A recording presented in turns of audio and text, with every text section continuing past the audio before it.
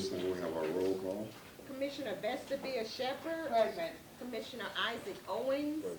Commissioner J. Wesley Rainey. Here. Commission Vice Chair Royce Reeves Sr. Here. Chairman Joshua Darisaw. Alive and present, thank you so much. All right, do we have, let the record reflect, we have a quorum, start the meeting. All right, do we have a motion for approval of today's agenda? So moved. Second. It's been properly moved and second that we approve today's agenda. All right, all in favor, let it be known by voice vote, aye. Aye. Motion carries. Do we have a motion to approve our regular meetings for April 2nd, regular meeting? So moved. Second. It's been properly moved and second that we approve the minutes from April the 2nd, 2024 meeting. All in favor, let it be known by voice vote, aye. Aye. All right, motion carries.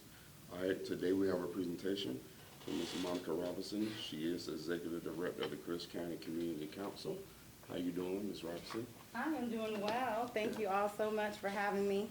Do I need to clip this or does it say right here? What is that? Leave it? Okay. Very good. Well, thank you all for having me. Again, as the chairman has said, my name is Monica Robinson, and I am the Executive Director of the Chris County Community Council, which is your local family connection.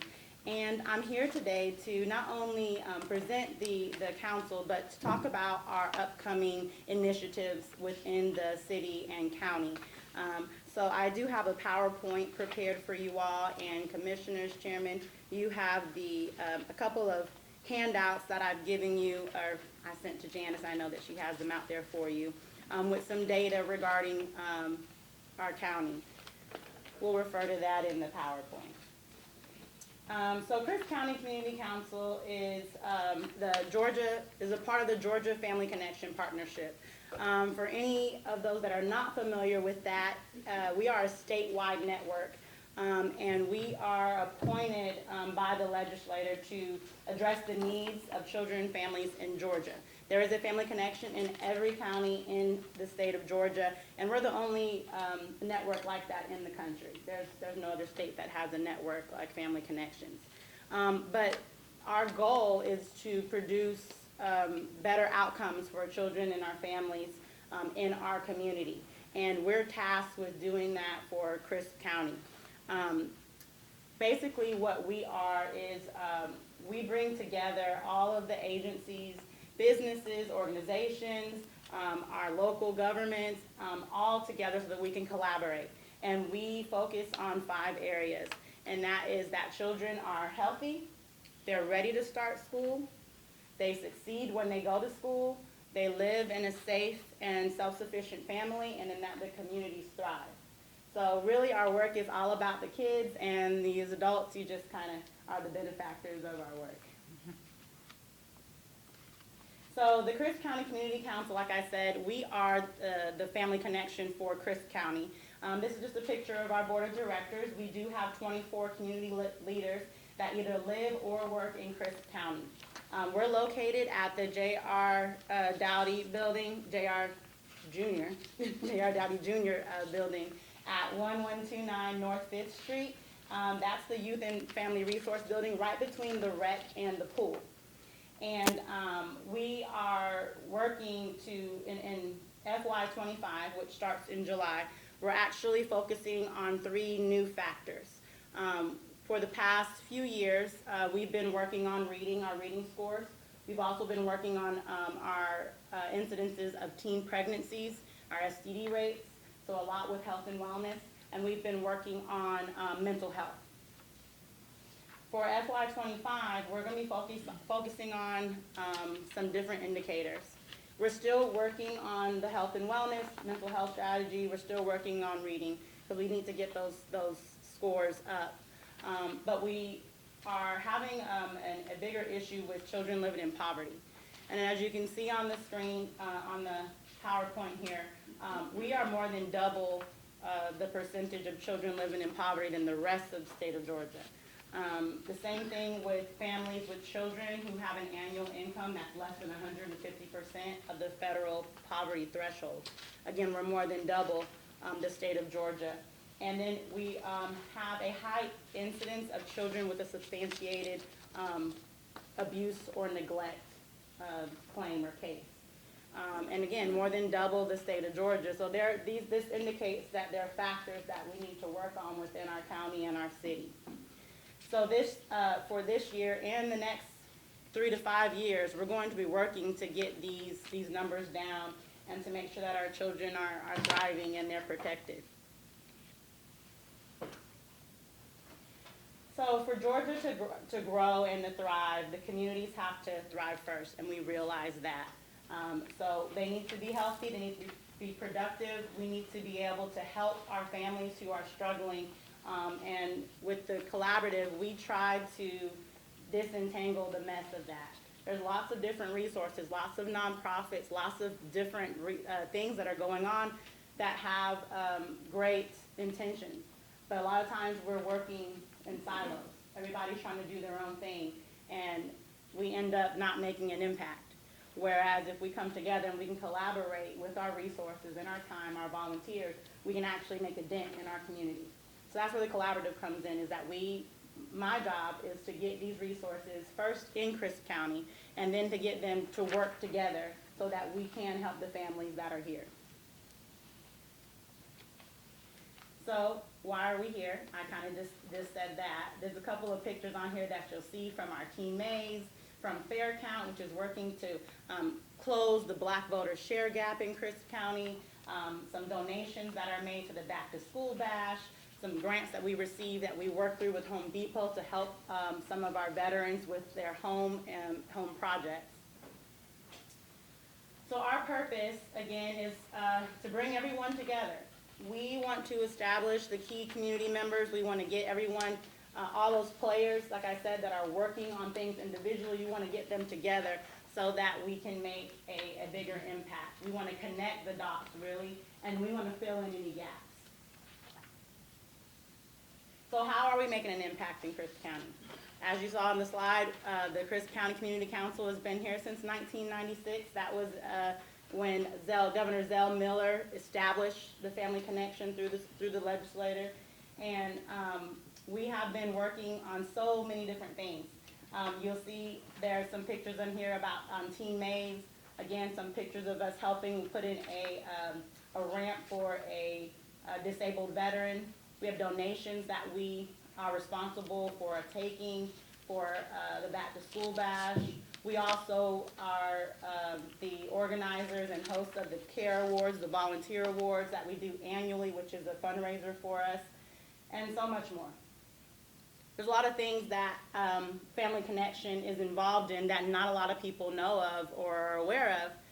And so I've listed just a few on the PowerPoint, but the utility assistance, Commissioner Shepard just was talking to me about that. We have the utility assistance resource agency with Make and Bid that uses the Dowdy building. We act as a satellite office for them and help them with sign-ups so that Crisp County and Cordele citizens are able to get that utility assistance that they need. We host, in conjunction with Crisp County School System Team Mays, which we do every 3 years for our high schoolers. It's life-changing for them. It really gives them an impact, and they know that their choices actually make a difference. But we host that with them. We actually established the Create After School program, which is through a Boost grant that we received. It is a mental health strategy that we have been, we've been so pleased, or we've been really honored to be able to offer it to our middle schoolers, our alternative school, and our high school children. But there's so many things up here. Simply Shelter, the Homeless Coalition, we've been able to provide concrete assistance to some of our families in Crisp County who are facing eviction. Some of them that are living in hotels. Of course, like I said, they gotta have kids because we're all about the kids. The family, the adults just get to benefit. But we're able to offer these services through Crisp County Council and, of course, with partnership with our other collaborative members. We have the Family Support Cohort. We have the Falling for Cordele Family Engagement Festival. The Adopt an Athlete Fund. We work with the Crisp County Recreation Department to provide those scholarships for any of our children who are unable to pay their fees if they want to participate at the rec. So many things, and I know a lot of you are aware of some of them, but as you can see, there's plenty of programs and services that the council is a part of. So we need you. All of these things that we're doing, all of these programs and services that we're trying to bring and we have in Crisp County, we need your support. We need your support monetarily. We need your support with volunteers. We need your support with innovation. We need you at the table. And that's why we're here, is to make sure that everyone knows the initiatives that we're working on and they know the effect that it has on the county. Everything that we work on the county and the city, everything that we work on directly impacts your constituents. Everything that we work on impacts our children, impacts our reading scores, impacts our schools, youth enrichment. All of these things are directly impacted by the work we do. And I want to turn your attention to the profiles that I gave you. Those numbers that you see are the snapshot that our House reps and our senators see when they look at Crisp County. And our numbers are not that good.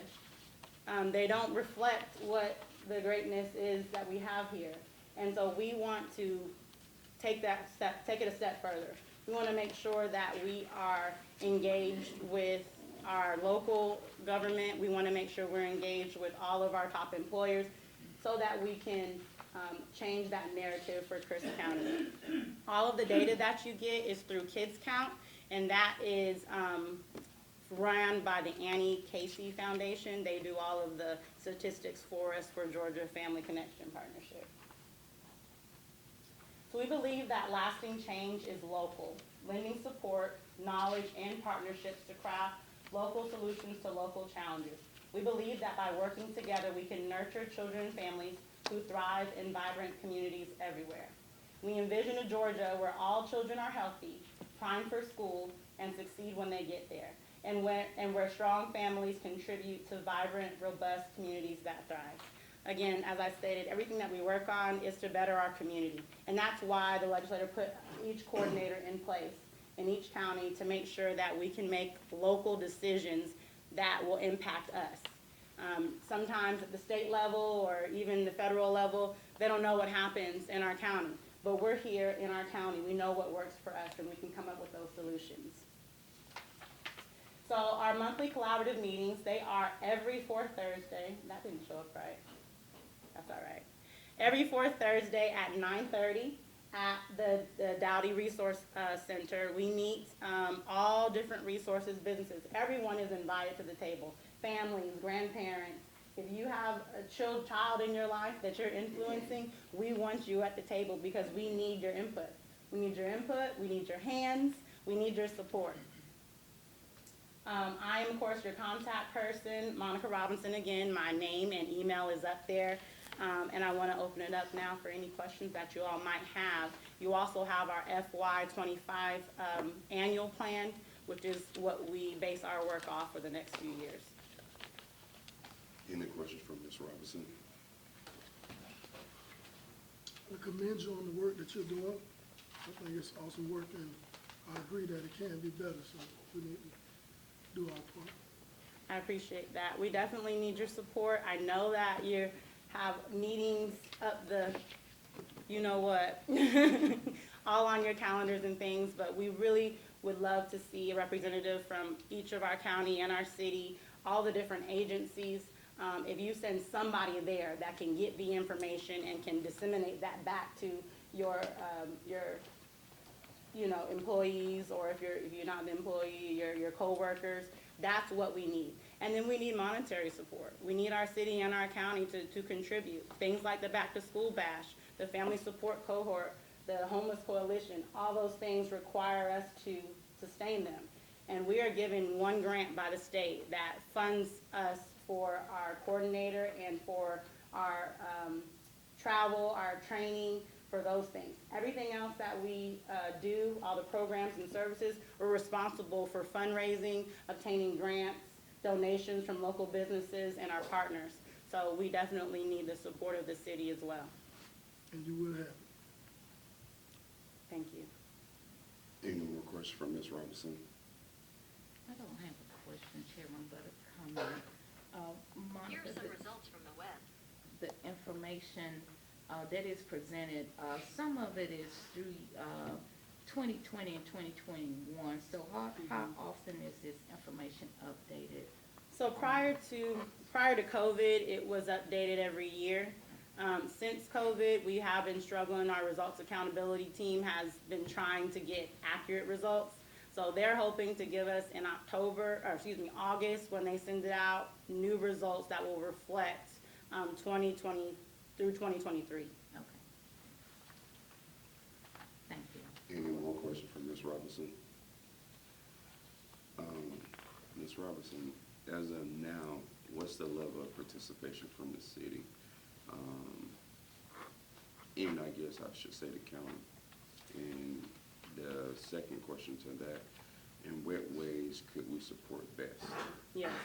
So the level of support from the city, Miss Angela does come to our collaborative meetings as she's able to. Again, her schedule's busy as well. She is also a member of our board, and she regularly attends those meetings. But she's the only one from the city that attends right now. And they're Thursday, right? They're still Thursdays? Every fourth Thursday, once a month we meet, and we don't meet in summer. And then with the county, we actually do not have county participation at our collaborative meeting right now. We used to have one of the commissioners that was a regular member. His schedule changed and was unable to do that, so we are really, I'll be at the county's meeting presenting to them as well to try and get some collaboration and some participation from them as well. Now, as far as, did you ask monetarily? Is that what you mean as far as participation? However we can support best. So, some things may be monetary, other things may be in kind. Absolutely. Yeah. So we do receive, from the city right now, we received last year, we received a contribution for the Back to School Bash, and we received a contribution for the CARE Awards. We had not received any sort of contribution towards programs and services directly or sustainability. We have received from the county in-kind support for the building. They maintain it for us, do all of our maintenance there, and that's it. We're asking for in-kind services. We're asking for a supplement to our utilities. Right now, we pay 100% of our utilities, and we are asking the county to help us out with that in-kind service. Mr. Chairman, if I may, we did provide in-kind services for the community clubhouse for the... Falling for Cordele. Yes, you all did. We didn't have to pay for the building, we just have to pay the deposit. Okay.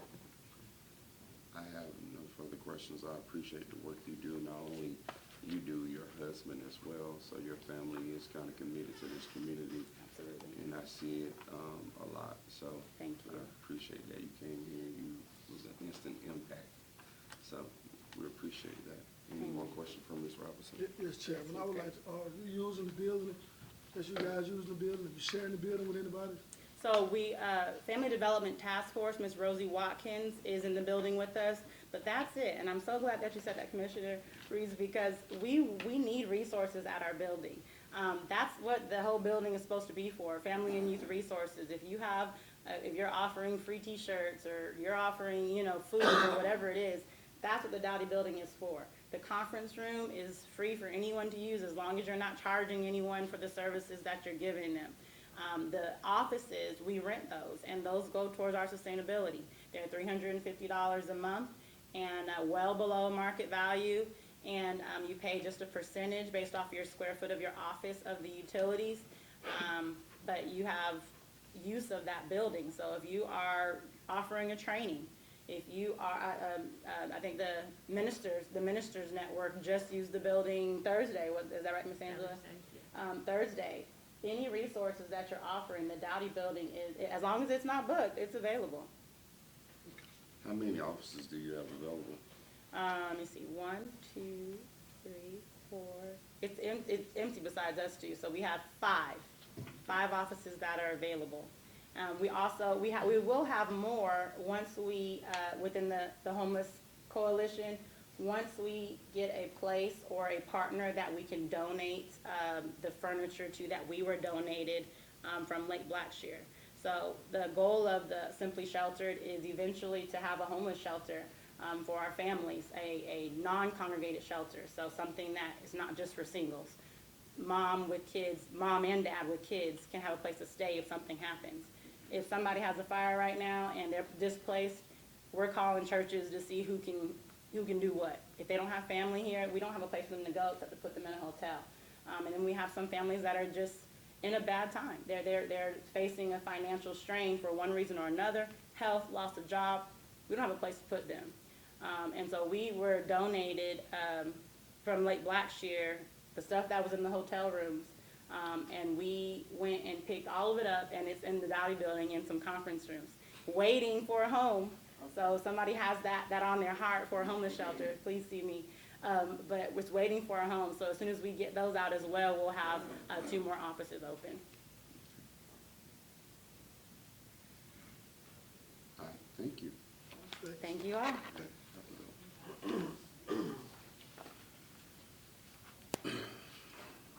All right, I encourage the community to get behind the support, Ms. Robinson, and the Chris County Community Council. It does great work. I recall at one point in time, I think it's before Ms. Robinson, myself, Commissioner Felton from the county, and I believe Commissioner Rainey were regular attendants of the meetings on Thursday, so I encourage us to pick back up with that if we can, just to know what's going on, if nothing else. So, thank you. All right, now we're going to our department head goals and accomplishments, starting first with our community advancement manager, which I don't see him here. Mr. Chairman, he is in Tifton attending the GIG conference, and so I would just highlight a few items from his report. The Housing Summit is on April 20th, and I will present more information on that in my city manager's report. But we have placed 4 banners around the city, so we're hoping to have a great turnout for the event, and it is Saturday, April 20th from 10 a.m. to 2 p.m. And then Mr. Hill attended the faith-based meeting that was held on Thursday, April 11th at the Dowdy building. And he still is out in the community working with developers, just trying to make sure that some of these areas where we need housing, that those areas are being addressed. And so that completes his report. All right, thank you. Any questions for the community advancement manager report? Yes, Chairman, I do. Ms. Angel, I know that Mr. Hill's been to the majority of the Propel meetings and the majority of the comprehensive plan meetings as what he's attended a lot of them. Yes. I have not attended all of them, but I've attended some of them, and I know Chairman Darris has been at some of them as well. Housing, from the ones that I went to, ranked up in the top as the major concerns in the comprehensive plan and with Propel. Yes. You've been at some of them, is that your understanding too, is one of the major issues facing the community? Yes, housing is at the top of the list in regards to Propel and the comprehensive plan. Okay. I wanted to make sure we just got that out, that in comprehensive and in Propel, housing is Yes, one of the #1 issues. that's correct. Okay, thank you. All right. Any further questions for the community advancement manager's report? Seeing none, we shall move forward. All right, finance department. Good morning. Good morning, how are you? Good, how are you doing? I'm well. Good. Okay, you have our report in your packet. I have nothing to add to the financial part, but I would like to highlight that we are currently advertising for a utility billing clerk. So we're hoping to get that position filled as quickly as possible and get some additional help in the office. But that's all I have. Thank you. Any questions for our finance department? Seeing none, thank you. Thank you. Next is fire.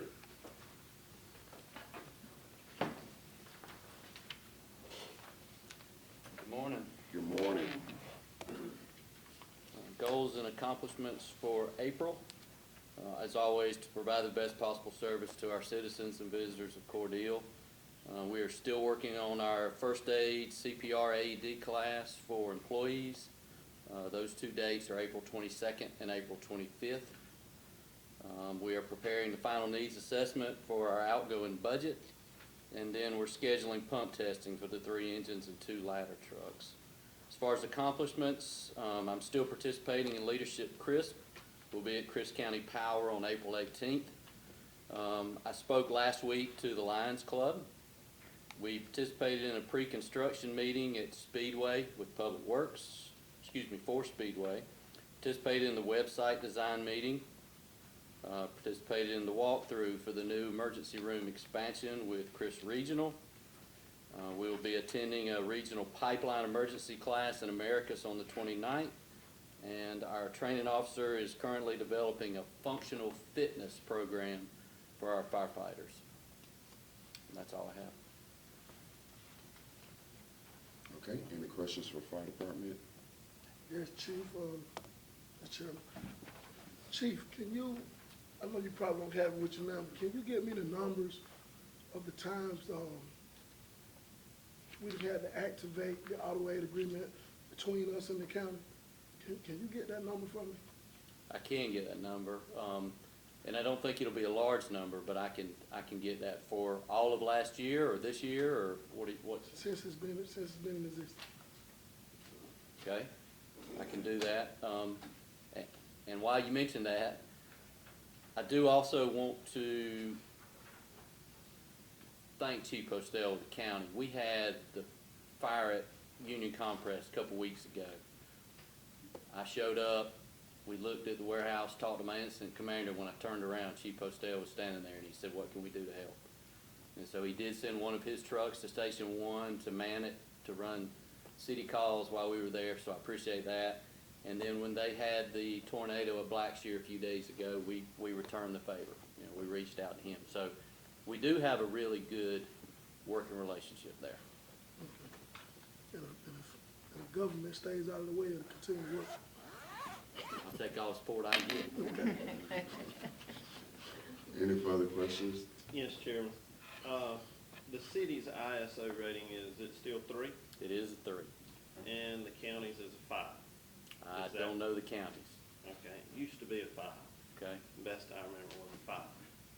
So the auto aid agreement, basically on the north end of town, when you get, that's a 5-mile radius of a fire station, correct? Okay. So on the north end of town, even though buildings are a quarter of a mile or a half a mile from our fire station here at City Hall, that's outside the city limits, and they carry the Category 10 fire rating, which mean they have those residents and those businesses such as Griffin and such as Helena Chemical had no fire protection, which means their insurance was very high, it carried Category 10. Okay? So that's why we did the auto aid agreement, to be able to offer fire protection to these residents and these businesses and things to lower their ISO ratings to help them with insurance Right. and offer fire protection. And sometimes those services that we did to provide for the public are often overlooked by government, and we just need to let everybody know that government still needs to work together to provide mutual services to benefit the public and not be closed-minded to ourselves. Correct. And while you mention that, there are also areas, we cover exit 102 through 99 on the interstate. There are also southern areas of the interstate, as well as some of the golf course that's been annexed in, plus industrial areas building up. There's an opportunity, and I think it's something we need to really look at, to build a Station 3 to better serve some of those areas out that way. We already own the property out on Highway 90, not far from the E911 Center. It's a really good location to put Station 3, and we can offer even better services. Okay? Thank you. Thank you. All right, thank you. All right, housing and urban development, Ms. Cantrell. Good morning. Good morning, Say, Chairman, Commissioners. good morning, how you doing? I'm doing fine. Okay, in my report this morning, the goals and accomplishments for the Historic Preservation Commission has been scheduled for Wednesday, April 24th at 6 p.m. in the Cordele City Hall within the municipal courtroom. The goal has been accomplished with the change of the meeting time from 4 p.m. to 6 p.m. And also, at our Board of Zoning Appeals meeting has been scheduled for Thursday, April 25th, 2024, at 10 a.m. within the City Hall courtroom. And also, the 2024, for 2024, the CHIP grant, Community Home Improvement Program. We are anticipating our CHIP grant application to be approved sometime in April 2024. And hopefully to start with the improvement on a number of homes as possible. And that's all I have right now. Any questions for Ms. Cantrell? Thank you, Ms. Cantrell. Yes, sir. Thank you. All right. Municipal court.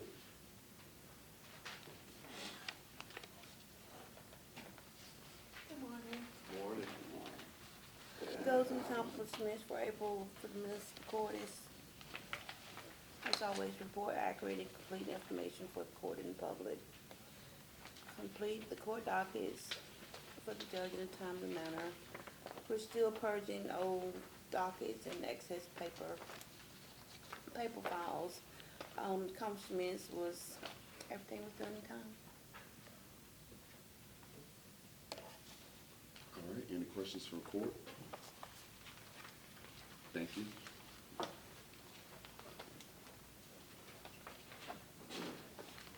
right. Police and codes.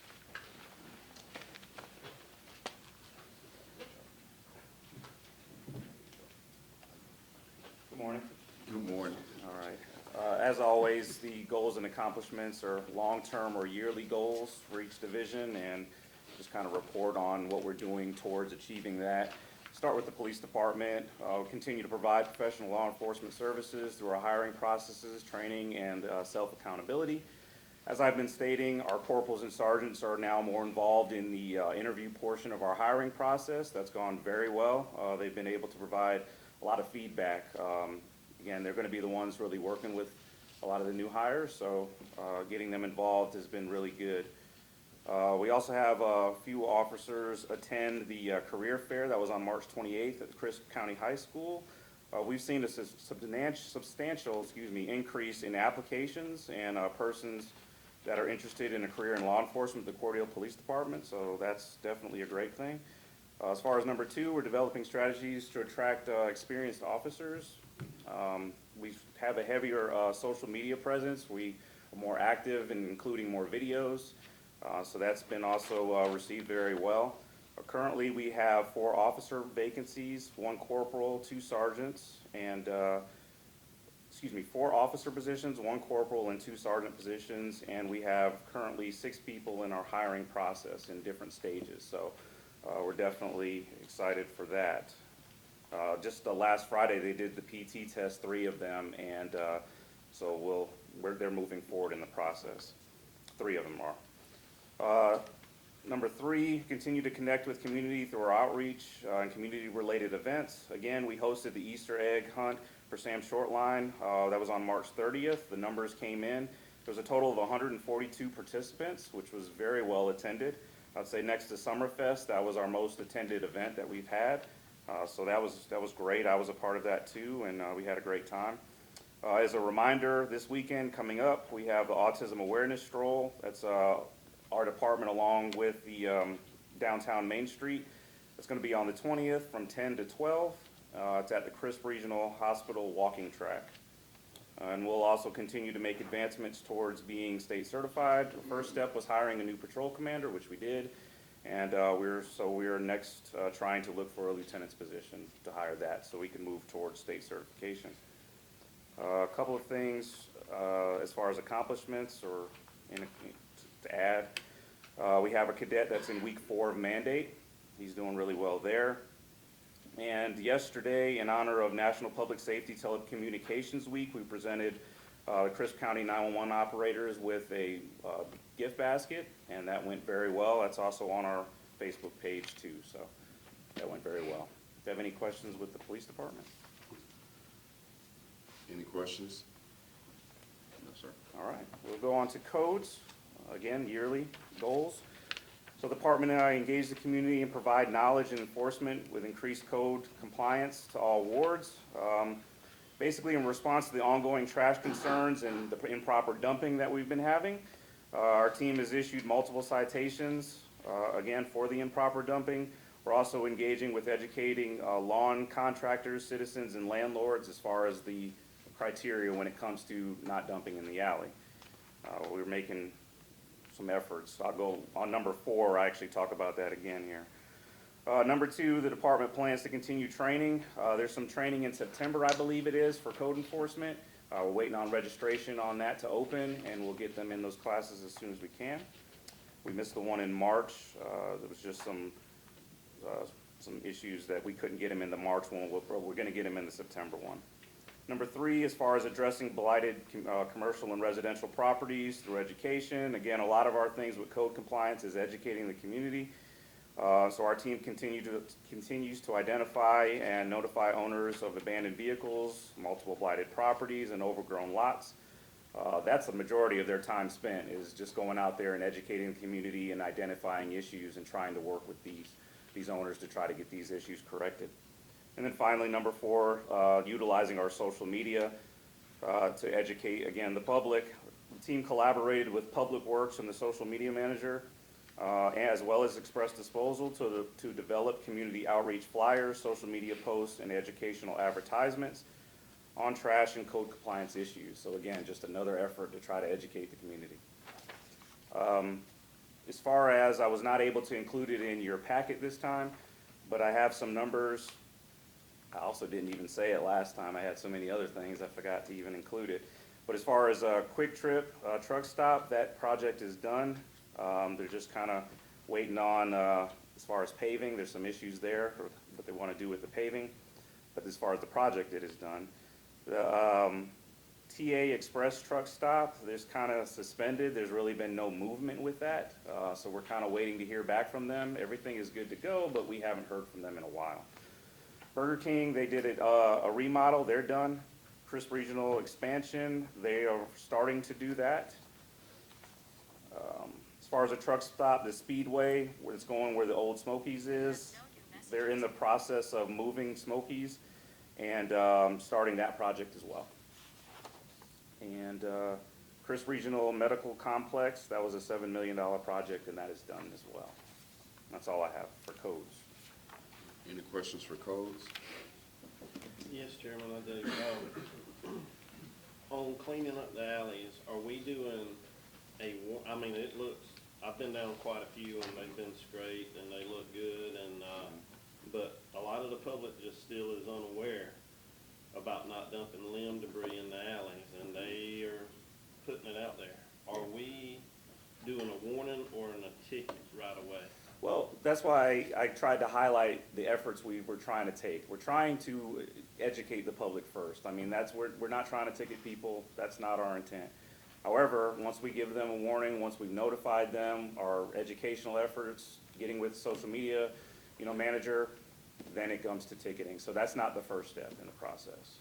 But I can tell you that it is an issue that we're having. But they are getting a warning and education before a ticket. If we notice repeat offenders, they're getting a ticket. But yes, the initial thing is a warning. That's how it normally goes, the progression. This has just made quite a few people angry, and there's just been some repercussions from this. But anyway, I just want to make sure that we're educating the public about it before we give a ticket, at least once. You said they're angry as far as the ticketing? Just in general about the debris moving to the front. Oh, I understand that, yeah. I mean, But we're tasked with enforcing it. that's right. That's right. I have one more thing. Again, we're adding animal control now. I'd like to highlight the efforts of the ladies in animal control. So they came up with goals and accomplishments as well. The division will increase their engagement with the community via more adoption and rescue events, as well as their presence on social media. They're in the process of merging the two Facebook pages. There's the animal control page, and then there's the Friends of the Animal Control. They're trying to merge those two, so we're in the process of that. The division also plans to make the shelter more adopter-friendly. So again, I was talking even last year about revitalizing the shelter. Those efforts continue. I encourage you to go by. It's a lot more vibrant in there. To me, it looked like a prison. That was just one thing I said. It looks a lot better now, and we continue with those efforts. Animal shelters also trying to up their computer systems to make it, to update things and make the process of adopting a lot smoother. They were donated some equipment, and they're working on getting everything set up with that. And the division is also working with local veterinary hospitals to try to get rabies clinics and microchipping community events to try to bring awareness to that. That's one of the, we're in the early stages of that, so just kind of throwing that out there. That's all I have. Question about the Facebook pages. Yes. The Friends of Animal Control Facebook page, was that ran by someone, the city? It's actually a city page, but before I got here to the city, it was actually given over to a civilian. So we've kind of had to have some discussions and make sure everything was smooth with that. Right, okay. I was just concerned. All right, perfect, all right. Thank you. I have a question. I'm sorry, Commissioner Owens have a question. Okay. Well, question, statement, when we talk about the education of the cleanup of the alleys, and helping people to understand, how long will we continue to be soft hands, I guess is my question. Well, again, like Commissioner Rainey brought up, there's a process to it. I mean, we're going to continue with educational, trying to inform and let everybody know. That's something that's going to be continuing until the problem is resolved. I don't know when that'll be resolved, but we're going to continue those efforts. But there's a process as far as, from being soft-hand to now being a little bit more heavy-handed. When we start noticing repeat offenders, that's when we get more heavy-handed.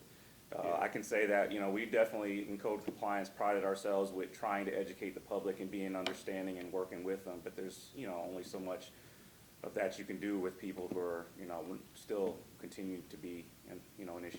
And I guess that's why I was asking, because in so many cases, it's becoming more of, I don't care, that you were going to say something to me, because I know in a certain area where the alley had been completely cleaned, everything was taken, cleared out and everything, and just this morning, that was not there last night. Right. Just this morning, in the alley, there are 2 chairs that have been put out there, and that means that somebody came there with the purpose of putting them there, and everybody in that area fully knows that. So, it comes a time when you have to take it upon yourself, citizens have to take it upon themselves, because even if I don't put it out there, if I see the person that's putting it out there because of what we are going through, we need to go ahead and report that. Right. Because it continues to be an issue, and when we talk about putting trash in the front of our homes, we're in April now, okay? Everybody's cleaning up their yards, they're working on doing this, so you're putting the stuff somewhere.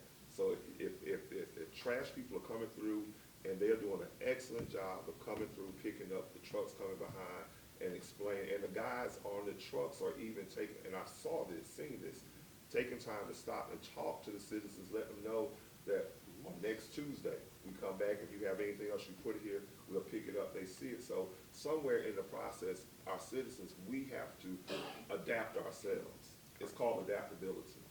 And in so many cases, we have put up the fact that we're used to it being the other way, and we don't want to do it. And so I think that it's turned into a bigger process at this point. If you don't put it out there and it's not cleaned up, then you're going to have a whole bunch of stuff in your backyard, then you're going to have another issue. Yeah. Well, I mean, I agreed to take on code enforcement, but it's a monster. But, it's just part of it. And, I believe we're up to the task. We have really good people working in the code compliance division, so we're up to the task. But, not too long ago, I reported that we didn't issue any citations. Right. Well, that's not going to be the same thing on the next report as far as citations have been issued. because it is a common, well, I'm not gonna say, well, it does feel like it's common occurrence where, you know, these things are getting cleaned up and everything looks good, and then all of a sudden you get more dumping, so, you know, And the I'm talking unfortunate about truth is less than we've a had this 24-hour cycle. period. Oh, no doubt, yeah. Less than a 24-hour period. Literally, there was nothing there. And this morning, there are 2 chairs and everything else that's been put out there. So somebody had to come during the night to put it out there. And then sometimes they come from the county, all over the place, not where you. I'm glad you said that, yeah. Yes. They bring from They stuff bring from it there somebody and else put it in and somebody put it else's in front of my house. You know what I'm saying? And then you They go out and really you are look for doing that that. trash, you see the addresses or something. Yeah. They literally bring it from somewhere else. Yeah. Well, as a reminder, you probably say it in your report, city manager, we have a site in the city that's free, where people can actually dump things. There's certain items they can and can't dump. But we are seeing that, what Ms. Shepherd said is correct, that we are seeing some of that. When is the free dump open and available? Thursday, Friday, and Saturday. Thursday, Friday, 12 to 6. Saturday, either 9 to 2 or 9 to 4. And regarding the education part, I mean, we've been saying this for months now. We've sent out flyers in the utility bills. I've included it in my report. Now we have ordered signs that will be placed at each end of the alley with the information. And so we've been getting the information out there. Again, we have been made aware of others coming from other areas, dumping into the alleys. And when we can find something, you know, that can point us to that person, then we do take action. And we're also in strategic areas where we know there is a problem, we're installing cameras. Well, just to say this, coming from a field of human behavior, habits are hard to break, but punishment helps speeds that up. So I think we have the solution. So, Those numbers have jumped as That's far as right. citations issue. that's right. It's really that simple, you know, we don't have to belabor it. It's really that simple. Yeah, like, right. We got another issue with that, but I'm glad you said that, All right. you're right. Thank you. we got another food truck issue, I'll tell you about that. Steve went in the corner like a boxer ready to come out, so. I just didn't want to hold anything up. Indeed. No update on goals and accomplishments, but I did want to add, like Ms. Redden said, we've got signs ordered, we're gonna put up on each end of the alleys that it's no dumping in the alley. I can't remember exactly what it says, but it's. Fine up to $1,000. Yeah, that's right, that's what it says, so hopefully that'll help. We just haven't got them yet, as soon as we get them, we'll be putting them up. Also, the issue on the stop signs that were put up, we're working on the engineer is trying to work with the contractor. Mr. Chairman, you were correct, some of these signs are like 8 foot tall. DOT regulations state that they need to be from 6 to 7 feet tall, so we're working to get the contract back in to correct that. So as soon as we can get them here, we'll take care of that. Also, we combined both of the LMIG, the 24 LMIGs, and the engineer will be here tomorrow to start working on that. Hopefully we can get the bids out next 30 to 60 days. And also, DOT's doing a study on 16th Avenue. We met with them Friday. They're particularly concerned between Owen Street and Port Drive. I forget how many accidents we've had there, but it's numerous, and I have no idea what they're gonna recommend to come up with, and hopefully they'll pay for whatever needs to be done. But I'll give y'all a report on that as soon as I get one. So anyway, they're looking at it. We do have a problem. And anyway, that's all I have. Any question for Public Works? Thank you for the stop sign thing. All right, next we're gonna go to social media and marketing. David, I haven't forgot you. Good morning. Honorable Chairman, members of the City Commission, City Manager Redding, it's good to see you this morning. You have my report in your packet. Just to highlight a couple of things very quickly. In the March 2nd meeting of the City Commission, Chairman Deriso talked about the incorporating of a business spotlight. I'll be getting with Mrs. Redding in the very near future to put together a protocol procedure, if you will, to accomplish that and bring that to fruition. The goal there will simply to be bring more interaction to our social media platform.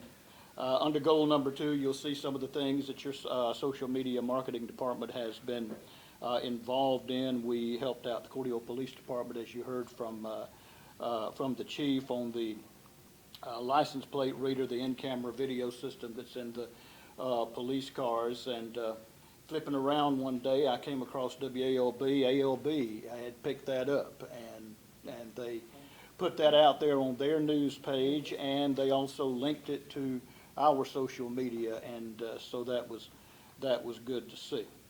We're continuing to assist with the website. We have the UX framework building session on Monday, well attended by the committee, and I want to thank everybody who is attending those meetings. They've been well attended. We did accomplish the framework. We have a proposed 3 o'clock call tomorrow, just myself, with the project manager as we continue in the process. We're going to be talking about content migration. I want to say right here and encourage everybody, all the department heads, to begin to look at your look at the website, look at what is in your content for the website, see what we can begin to pull over, because we're going to be talking about that, and there'll be a spreadsheet that we'll be having to put together for Granicus so we can begin that process. Mrs. Redding and I have a call April 23rd with Brittany Antonelli. She is the producer with CGI Digital. We'll be talking about moving forward with the videos that the city is going to be getting produced by CGI Digital. Those will be placed on our website, and they'll be put in a very prominent place, as that is in accordance with our contract with CGI. And that is my report, just some highlights from goals and accomplishments, and I will try to answer any questions that this commission may have. Thank you. Any questions? Thank you for the business spotlight. Thank you, Mr. Chairman. All right, next, UCNT.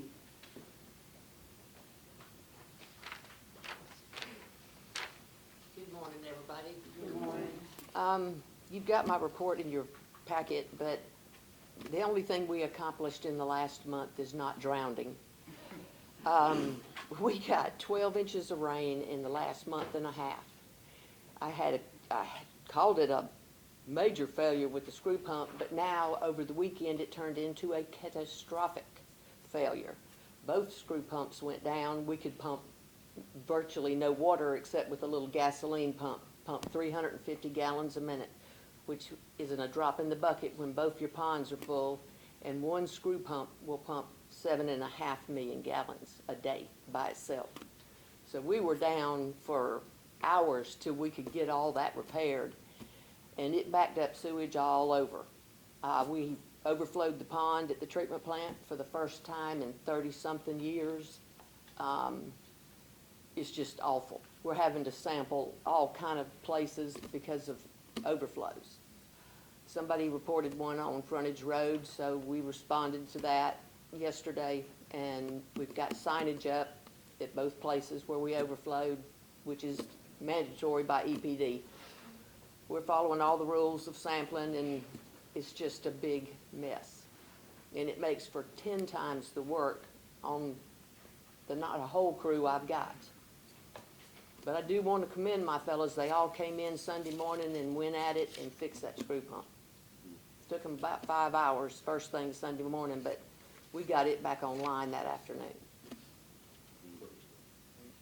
And I'm sorry it happened, but it was just one of those things. You know, we're working a 43-year-old plant that was built to work 20. So we're over twice our life expectancy. And I think we've actually got some structural failure going on at the screw pump. I mean, you can see where the concrete's shifting. I mean, they built that plant on top of a landfill. Now, that tell you something. But anyway, we're still working with the backflow prevention system. We're trying to get everybody in compliance. It's been tough on some of them. Some people just, they're more than willing to do what they need to do, and some people want to fight you. But it's for the safety of the drinking water. I mean, it's a federal law. It came out in 1974, the Safe Drinking Water Act. And we adopted an ordinance in '85, and it's been updated a couple times since. But everybody has to have a backflow preventer of some type. And I'll be glad to answer any questions y'all have. Any questions for UCNT? Yes, Chairman. We got the grant. When are we when are we gonna move on improving some of this? The Or is ARPA? that in the bid, or where are we at? The ARPA, I'm waiting on the engineers to put the job out for bid. We've already picked out places that need to be CIPP'd, which is cured in place pipe. The engineers, is going through the engineering, and maybe a couple of weeks ago, we received the, Environmental. approval from DNR. And so that was sent to Debbie, Steve, and to the engineer, so they would, be notified that we can move forward with the project. So now it's basically the engineer's job to start moving the project forward. And you mentioned the backflow preventers are federal, Yes. all right, and state, federal and state, or just federal? No, it's federal and state. Federal and state. Is that only for municipalities, or is that countywide? That's, well, in the county, you got private wells. Right, does that apply? Not necessarily Not now. necessarily. But if you have a commercial building, it does apply. Mhm. Commercial is, Yes, you know, like if you're saying, you know, out on 300, you've got striplings. They're tied on to the county water system, so they should have one. but private residents. Private out in the county, residences, no. But anything that is tied to, say, Anything a on, municipality type of water anything system. on our city water should have a backflow preventer of some type. And does that include residences? Yes, yes. Residences and commercial? Residences, they have what you call a residential dual check. It's just a little thing you put behind the meter. You can buy them at the hardware store. They're, I don't know how much they cost, I hate to say. They used to be $25, but you know, those days are long gone. So they probably twice that.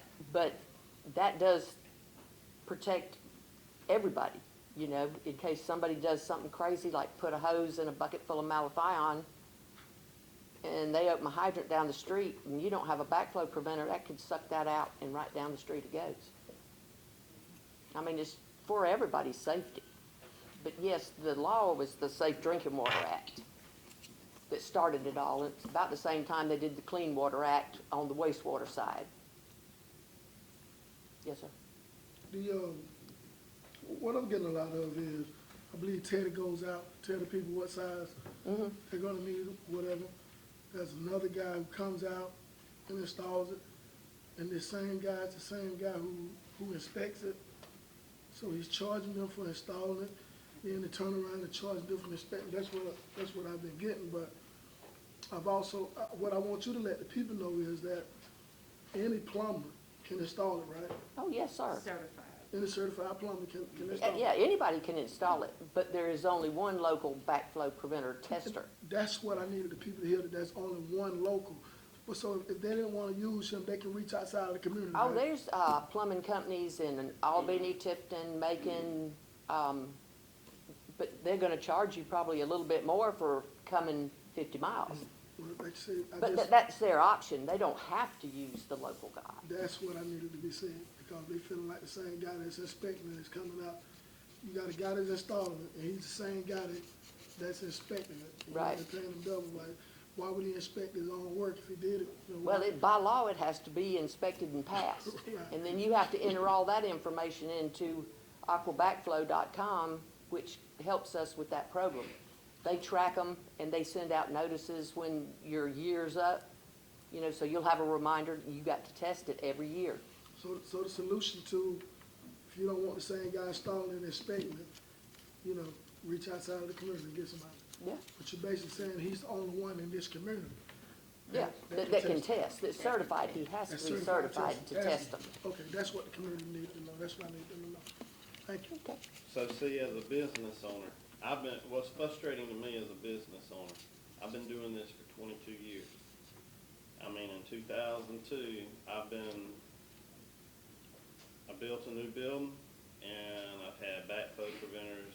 I got 4 of them. And when you install the backflow preventer, the plumber registers it with Aqua Backflow. After after it's tested, they register it. They register it, and then you get the annual renewal, and you have to do it again. Every year, you have to have this backflow tested. Right. I've done this for 22 years. What's frustrating to me as a business owner is to do it for 22 years, and other businesses are just now doing it. Right. In this city.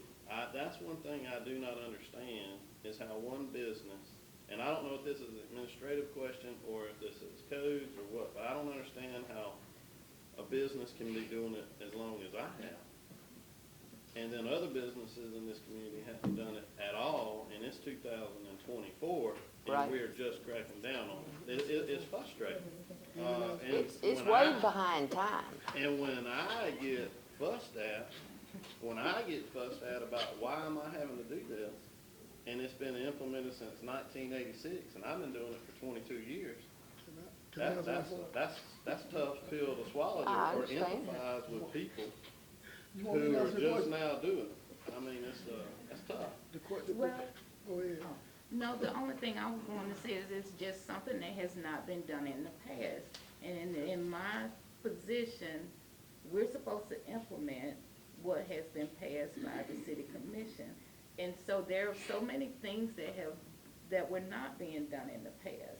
You know, delinquent property taxes collection is one, the backflow preventer. So there are several issues that we're dealing with that people are saying, well, we're having to do this, we're having to do that. It should have been done all along.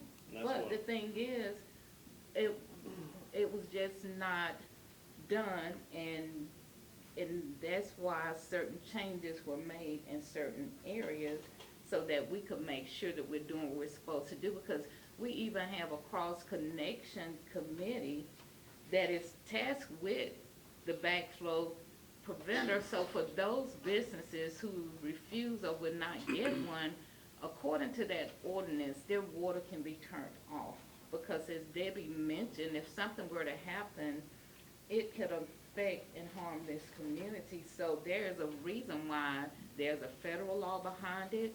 This commission at some point in time named a cross-connection committee. Right. And that committee is responsible for hearing from those business owners when their water is turned off. That's the committee that they appeal to, so they can tell the committee why they did not buy a backflow preventer. And so those are the next steps in the process. And, you know, again, it's to protect the community. It's not something that this body just, decided, hey, this is what we're going to do. It's a federal law. And then we have a committee in place to make sure that we abide by that law. It's been a long time coming. Oh, I mean, it is to get called and fussed at about it as much as my phone rings about it. So it's been tough the last 6 months about it. Oh, it's been rough on us too. I mean, we've done hundreds of these things. Yeah. Any further questions for you, CMT? I will like to say, I have some questions before you go. I will like to say, though, I think the thing is hiring knowledgeable and competent people.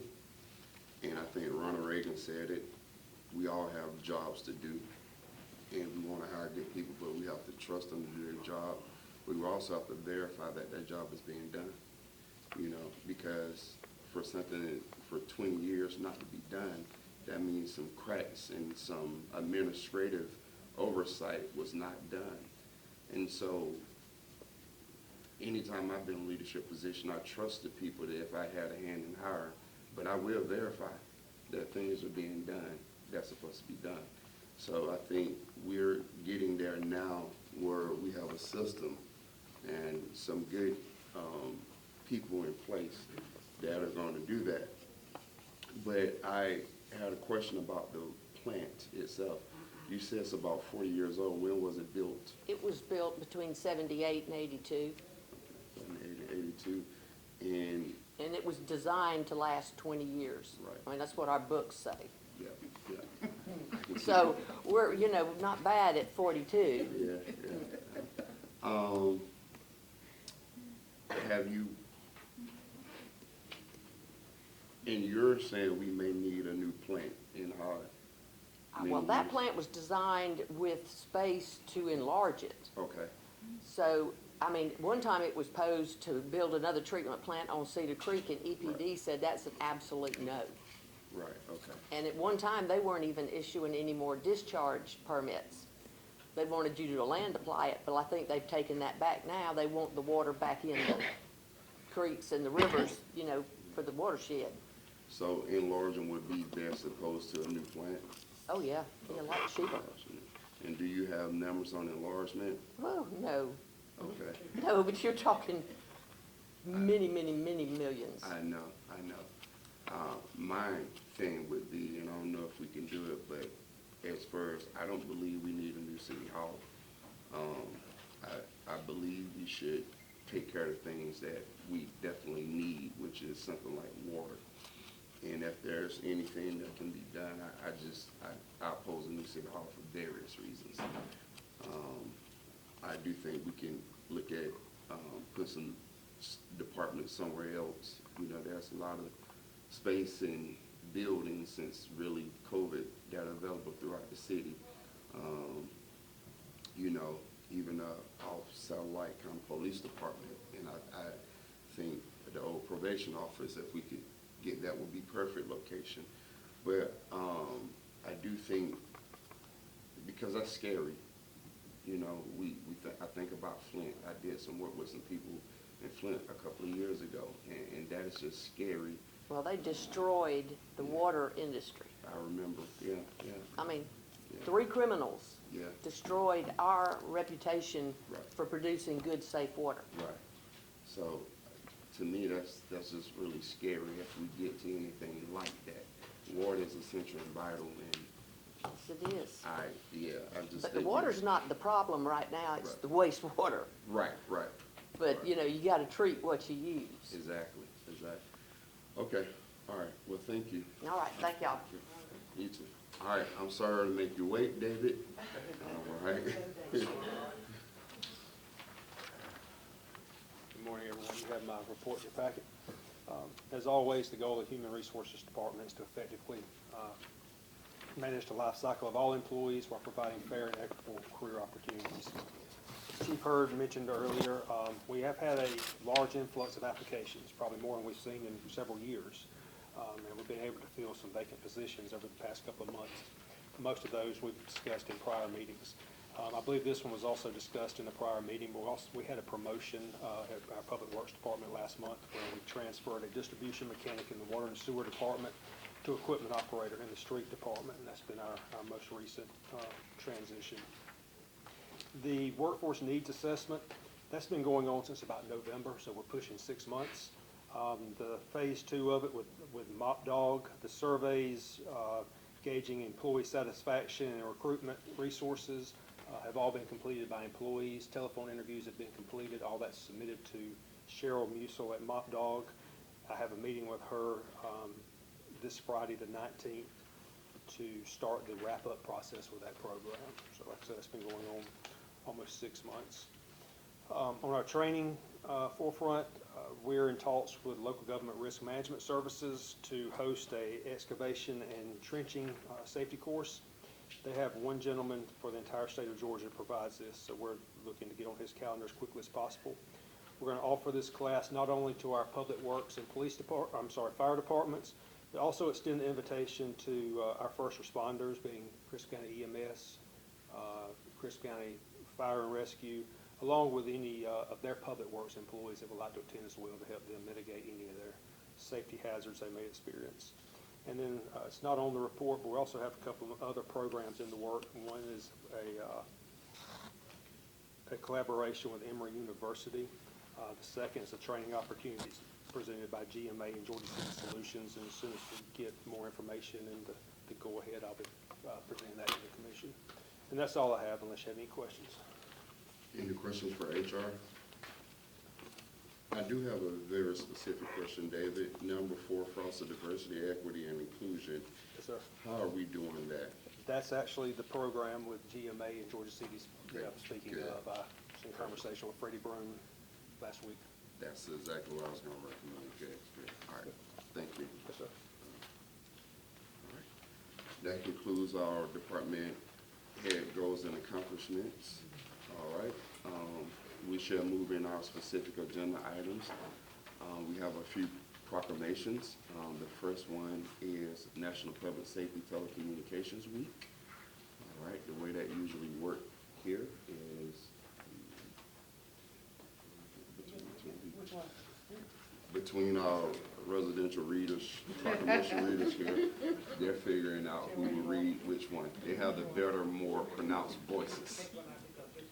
And Mr. Chairman and City Commissioners, we do have representatives from E911 here to accept the proclamation from the city. We have Ms. Linda Herman, who is E911 Director, and another young lady with her to accept the award. You all can come forward and receive the award.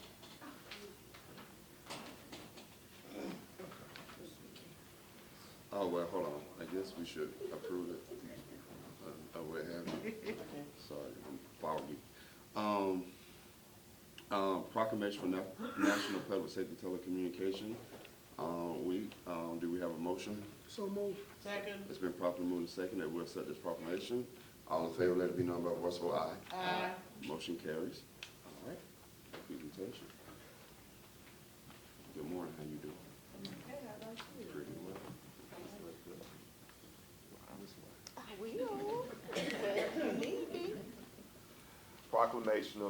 Proclamation National Public Safety Telecommunicators Week, April 14th through 20th, 2024.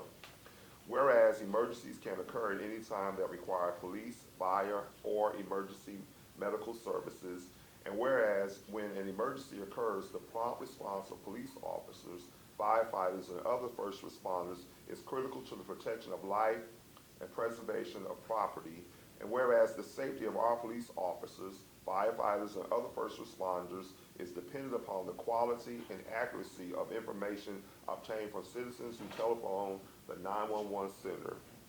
And whereas the public safety telecommunicators are the first and most critical contact our citizens have with emergency services, and whereas public safety telecommunicators are the single vital link to our police officers, firefighters, and other first responders by monitoring their activities by radio, providing them information, and ensuring their safety.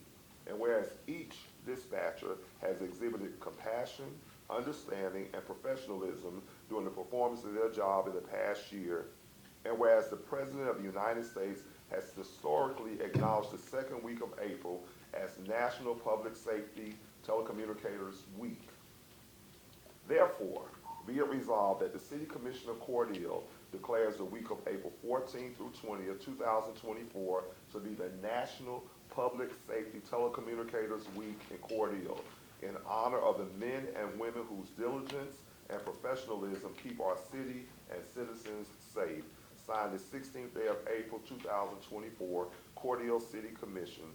Joshua Dariso, Chairman, Royce Reed Sr., Vice Chairman, Commissioner Vestibule Shepherd, Ward 1, Commissioner J. Wesley Rainey, Ward 4, Commissioner Isaac Owens, Ward 3. Congratulations. Thank you so much.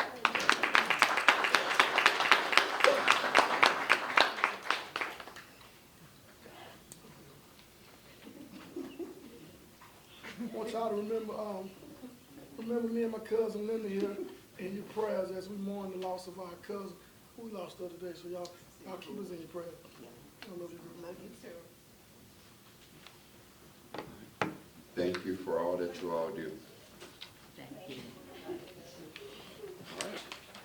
our next agenda item is proclamation for National Animal Control Officer Week. I hope we approve this one because they ganged up at the back door. We may have a problem if we don't. So, do we have a motion to approve this proclamation? So moved. Second. It's been properly moved and second that we approve this proclamation. All in favor, let it be known by voice vote aye. Aye. All right, motion carries, proclamation approved. Presentation.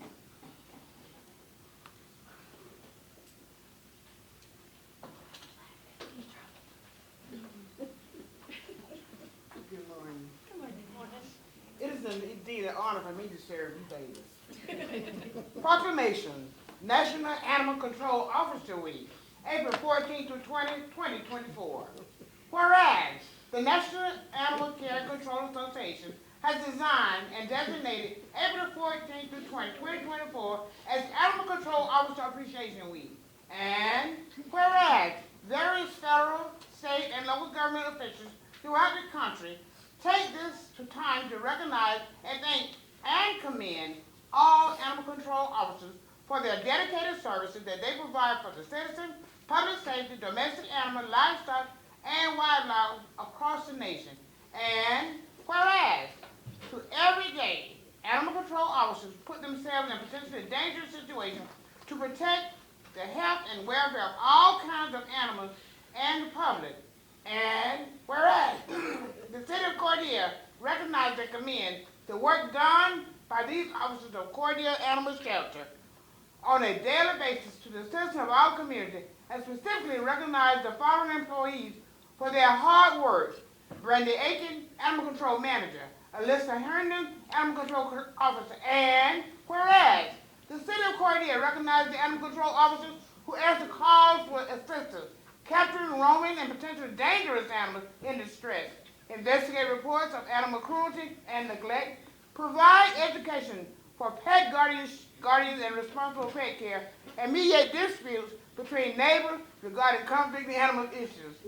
And now, therefore, be it resolved that the City of Cordele City Commission do hereby recognize and declare the week of April 14 to 20, 2024 as Animal Control Officer Appreciation Week in the City of Cordele, and encourage all citizens to join in expressing their sincere appreciation for the services these officers and staff and volunteers of the Cordele Animal Shelter.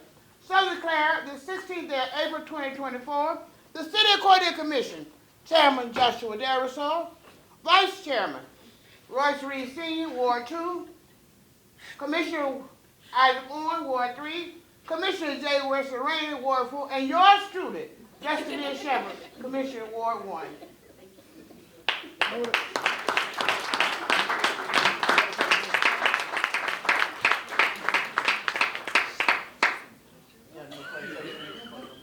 We wanted to piggyback on this opportunity. I asked for and received permission through the city manager. We wanted to present our hardworking staff with a gift basket. There's various things in there that are kind of gag gifts. But no, we appreciate the work that they do, and just thank you for everything that you guys do. Thank you.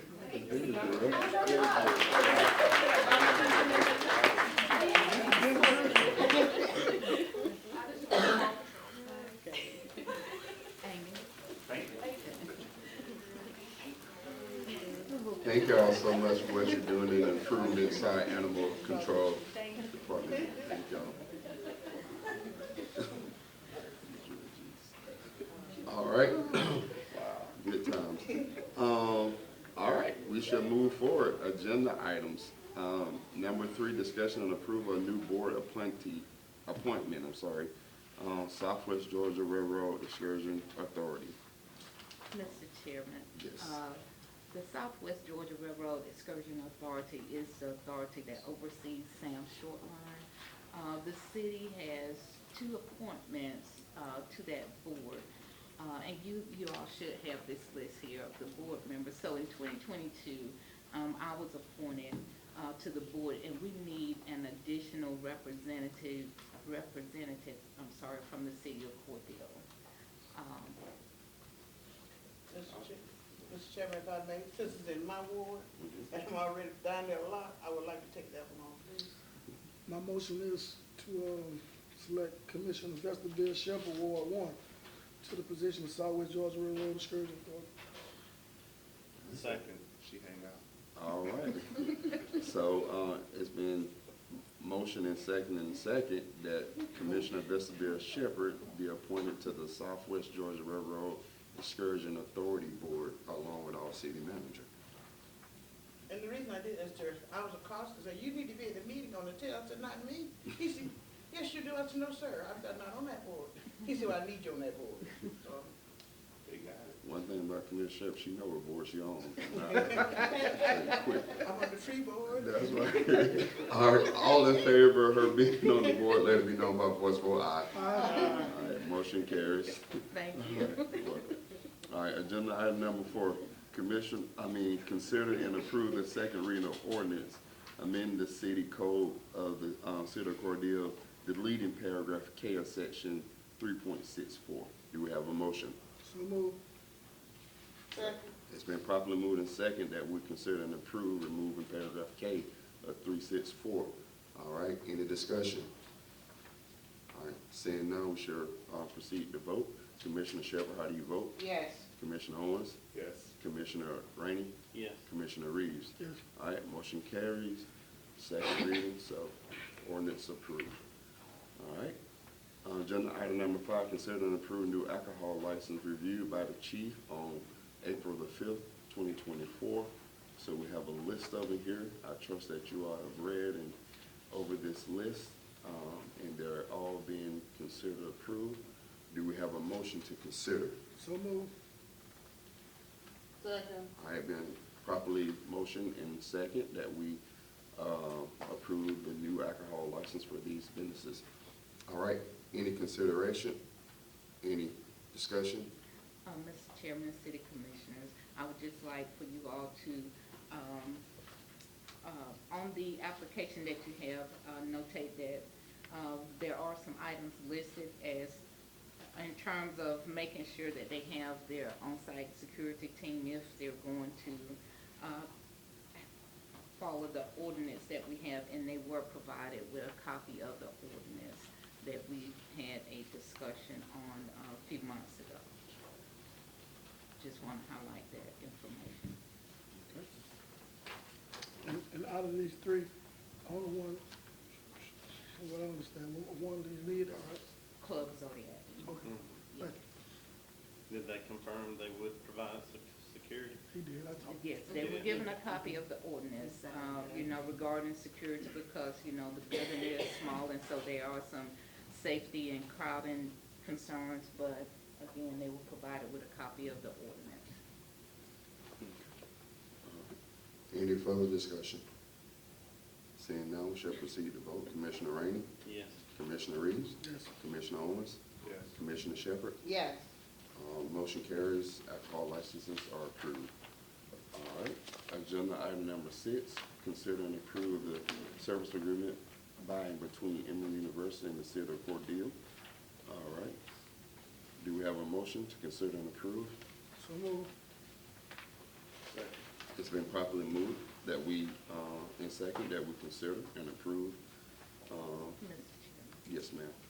I would just like to make you all aware of that on the second page, next to item 6, indemnification, as recommended by the city attorney, we added to that to the extent allowed by law. So, because it has us indemnifying Emory, but of course, it will be to the extent allowed by law. Okay. And could you give us a little background on this? That's right, I don't really think that cities can indemnify, you can't lend your sovereign immunity to a private party.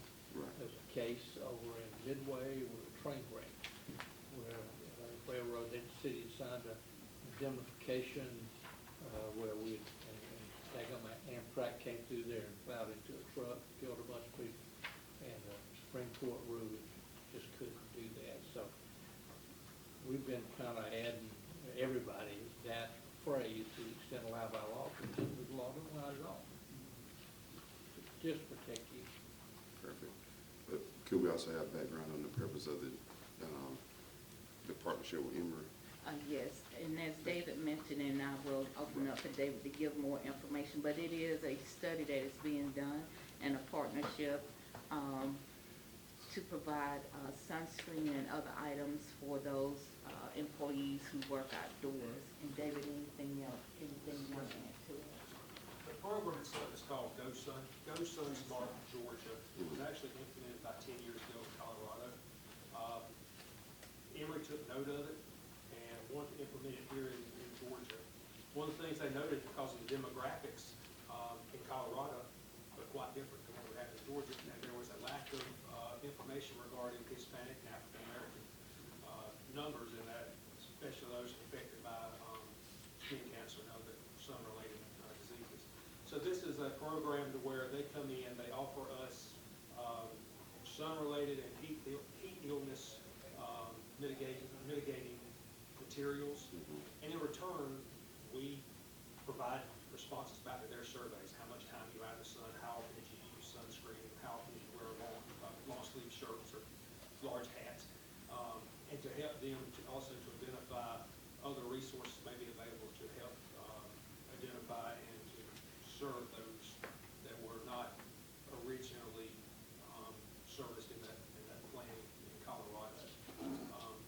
Emory will provide us $1,000 offset any of our costs to implement this, along with providing resources, sunscreen, lip balm, various items. I thought it was just a win-win for everyone involved. Okay, thank you. Yeah. All right. Any further discussion?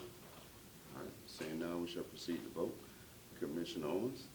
Yes. Commissioner Reeves? Yes. Commissioner Rainey? Yes. Commissioner Shepherd? Yes. All right, motion carries, approved.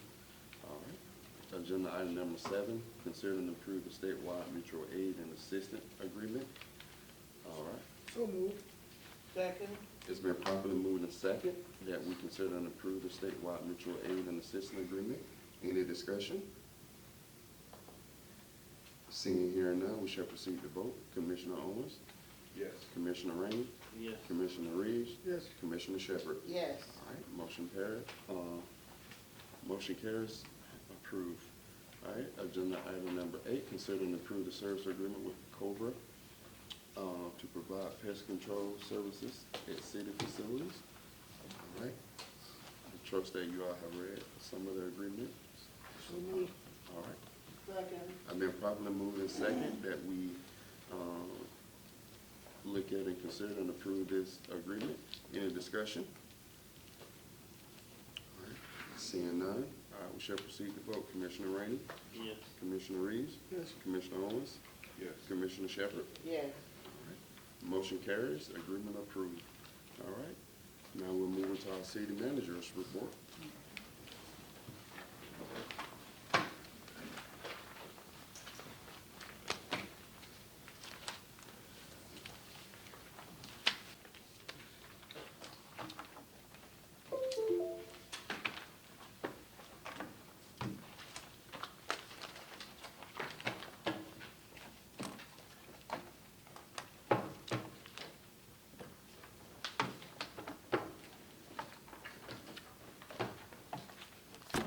Good morning again.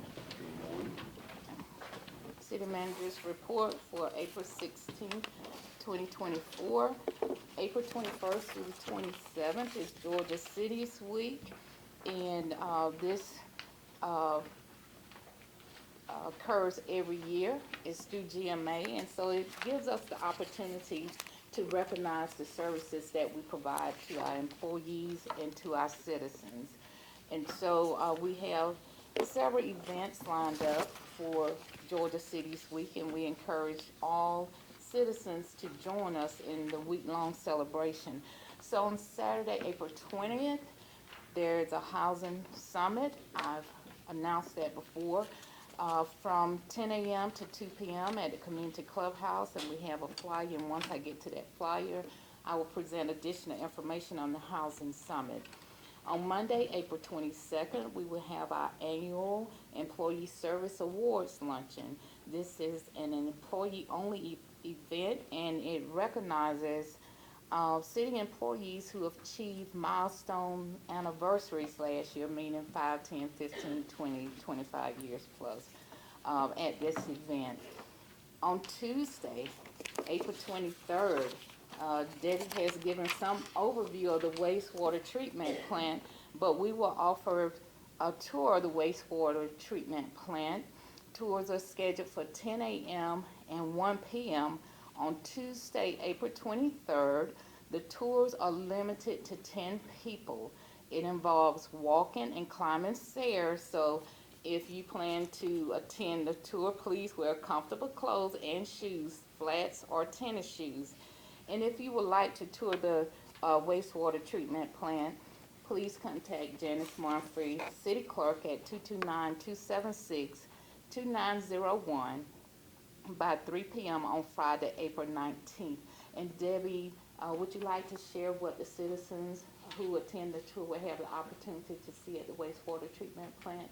Hopefully you didn't scare them by telling them it's over 40 years They old. might be scared to come down, but, you see the whole works of what, the sewage that comes in and exactly how it goes and through the treatment process and how the end result looks. It's usually like, it looks like swimming pool water. Not every day, but most days. And the tour should last about an hour. So again, that's something that we are offering this year, and thanks to Debbie and the employees at the wastewater treatment plant. So again, the tours are limited to 10 people. The tours are on April 23rd, 10 a.m. and 1 p.m. And then on Friday, April 26th, we will have our employee appreciation lunch. Again, this is an employee-only event, and the city of Cordele will show appreciation to all employees with a grab-and-go lunch. Also, on Friday, April 26th, Friday, April 26th is the deadline for the coloring contest. This year, we will have a coloring contest. Again, the theme is Soaring to New Heights, Georgia Cities. This is the what we have as far as the coloring contest, and it is open to students in grades in the first grade through sixth grade, and there will be a first and second prize awarded for each category. So the first and second graders will compete in one category, third and fourth, and then fifth and sixth grades. And again, you can pick up this document here at City Hall, and the deadline to submit your coloring activity is 4 p.m. on Friday, April 26th. And the winners will be announced, or be notified on Monday, April 29th. And then we'll make a presentation at the first meeting in May, which is May 7th. So again, we've added a coloring contest this year, so we hope we have students participate in the coloring contest.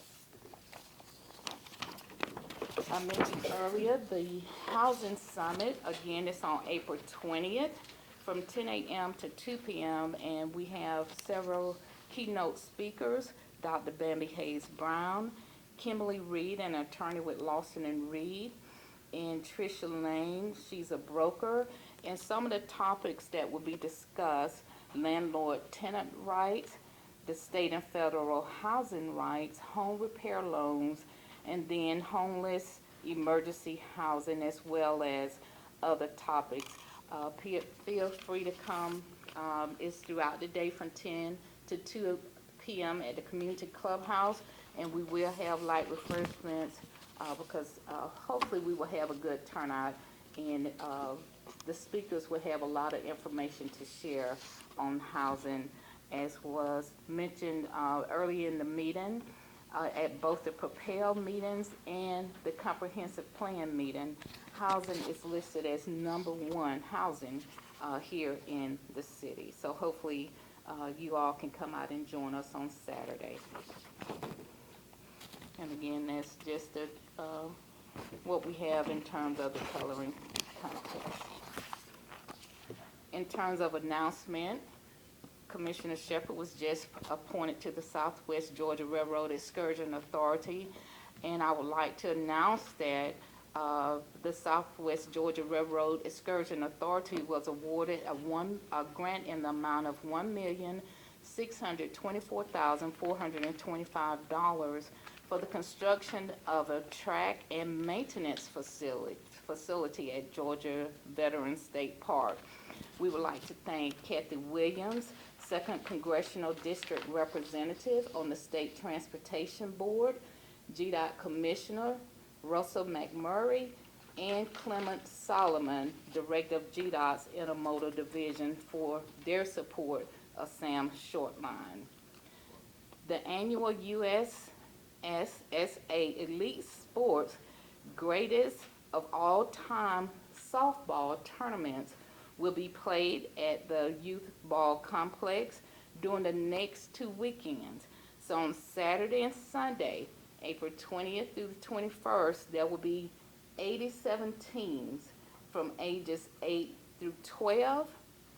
And on Saturday and Sunday, April 27th and 28th, there will be 72 teams in the 14 through 18-year-old girls division. So we want to make our citizens aware that you can expect a lot of visitors in Cordele on those dates. So again, we appreciate these tournaments and visitors because they bring a lot of hotel motel tax revenue to us with the sold out rooms. So we're glad to have those tournaments in the community.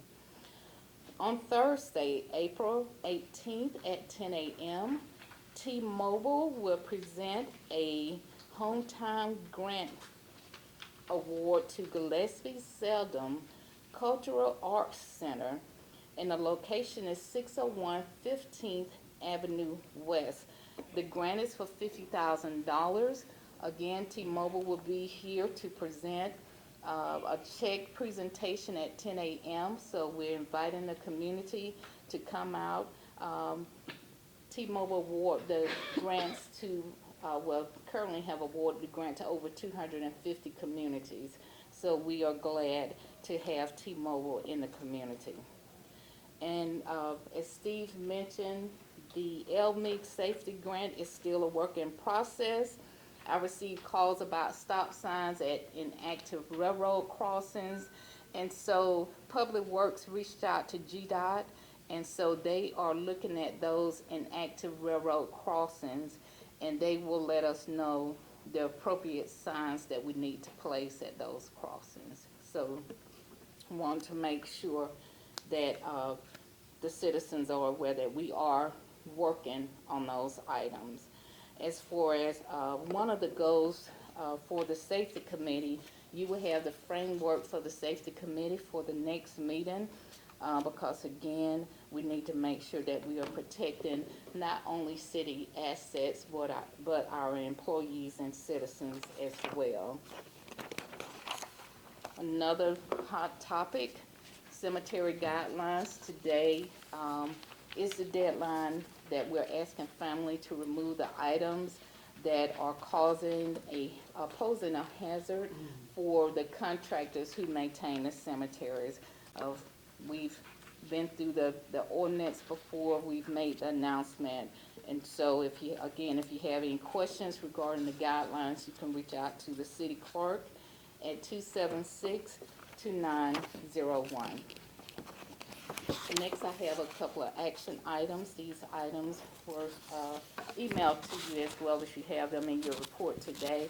But before I go into the action items, Commissioner Owens, Commissioner Shepherd, and I had the opportunity to attend the District 8 meeting last Monday.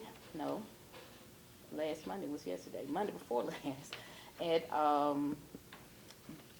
in Buena Vista.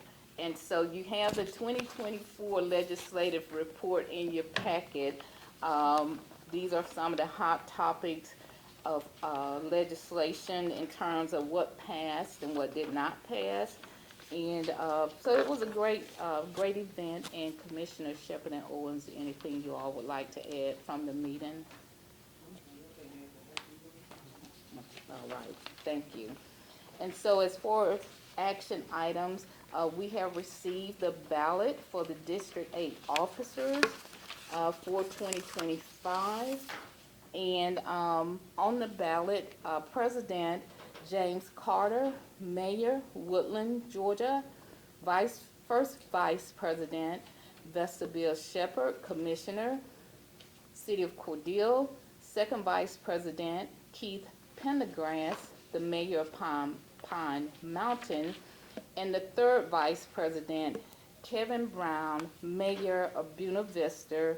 And these are the officers that were nominated by the GMA's nominating committee.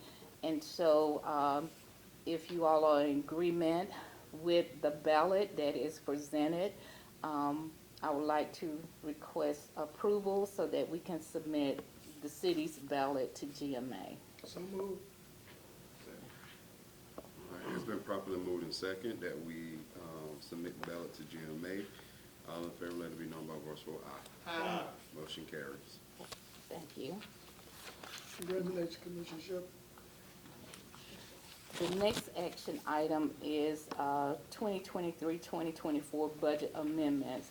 The budget was passed on July 5th of last year, but since the budget was adopted, we have received LMIG funds for 2024 in the amount of $222,834.75, and an LMIG 2024 supplemental grant in the amount of $275,979.36. And so total is $498,814.11. And so I would like to request approval to amend the budget for the adjustment, to adjust for revenue received for LMIG projects. So moved. Second. It's been properly moved and second that we amend the budget. We amend the budget to incorporate the AMED funds.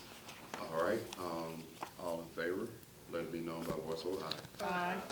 I think that is unanimous. Motion carries. Approved amendment to the budget. Okay, thank you. And Chairman and City Commissioners, that's all I have for my report today. All right, any questions for the city manager's report? Seeing none, all right. Thank you, city manager. All right, city attorney, do you have anything? I would respectfully request that the commission call an executive session for litigation. Okay. All right, the city attorney has requested that we enter into executive session for litigation. Would it be any other reason we need executive session? None, okay. And this time, we ask, is there a motion for executive session? So moved. It's been properly moved and second that we enter executive session at 10:45 a.m., 10:45 a.m. to discuss litigation. All in favor, let it be known by voice vote aye. Aye. We should enter into executive session. Out of executive session. Second. It's been properly moved and second that we come out of executive session at 11:06 a.m., 11:06 a.m. out of executive session. All in favor, let it be known by voice vote aye. Aye. All right, motion carries. All right. Go ahead. Adjournment. Motion for adjournment. All right. It's been properly moved and second that we motion to adjourn this meeting at 11:06. All in favor, let it be known by voice vote aye. Aye. All right, motion carries, meeting adjourned. Thank you.